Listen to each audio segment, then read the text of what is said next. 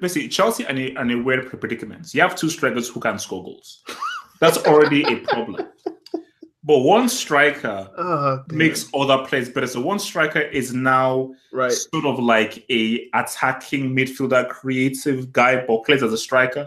And they have another guy who literally offers zero. And when I did the Hangouts, someone played devil's advocate. Yeah, Tosin played devil's advocate, or someone did. Said that the Chelsea board had a mandate that said that you have to play a £75 million investment in a game of this magnitude. If that is true, Chelsea are a disgrace and a joke of a club. You know what? I actually think Sarri probably looked at Chelsea's last two games and said Morata scored in the Europa League and he scored against Southampton. So let's play him against Manchester United and see what happens. I think that's probably what happened. And this is actually worrying. Mm-hmm. If Sarri doesn't know that Giroud is part of your strongest team, that's worrying. If he's still deciding between Giroud and Morata, that's quite worrying for a manager of his stature. Surely you must know that Giroud is, if everyone is his fit, Giroud starts over Morata 10 times out of 10 because he's simply much more effective. Until they sort out the next striker, because I don't know if Batshuayi is ever going to come back. So I think all the strikers on Chelsea's books, whether you look at Giroud, Morata, Batshuayi, Tammy Abraham, I don't know if any of those are really the solution. So what I would like to see is a lot of people in the summer were like, you know what, Hazard could play in the, quote, Mertens role.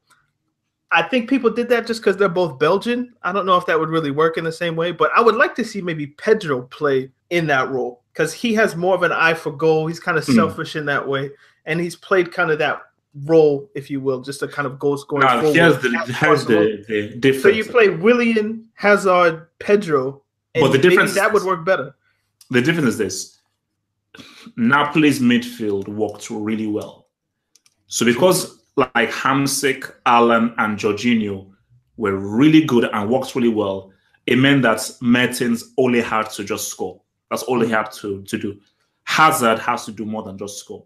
He's got to take the ball up. He's got to run the play. He's got to be the pointsman. He's got to be the playmaker. He's got to be the creator. And he's also got to be the goal scorer as well. All Mertens had to do is, yes, sometimes play with the front three, but really score because Hamsik is doing a lot of the work. Alan is doing a lot of the work. A lot of guys are doing a lot of the work that you don't really have to do. So you don't actually have to carry the ball and really be the pointsman. That's what Hamsik was. But in Chelsea, the pointsman, the guy who has the ball and is pretty much the points guy, the guy trying to pin things through is Hazard, who also happens to also be your top goal scorer. So there's a real problem because Chelsea are turning into a worse version of Barcelona right now. Because Barcelona at least have Coutinho, Dembele, Rakitic, who can just switch it on when they want to and just win the game for you.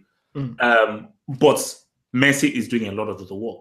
But Chelsea are an even worse version of that because Chelsea don't have a Rakitic, a Coutinho, or a Dembele.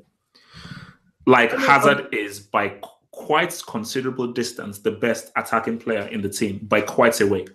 The distance between Messi and Coutinho and Messi and Dembele is not as big as the distance between Hazard and Willian and Hazard and Pedro or Hazard and Barkley. Pedro is probably a better goal scoring option in that front three than Morata or Giroud. So why not try that? If Danny, last I checked, it's 2018 and not 2009. Which is even a bigger indictment of the striker situation.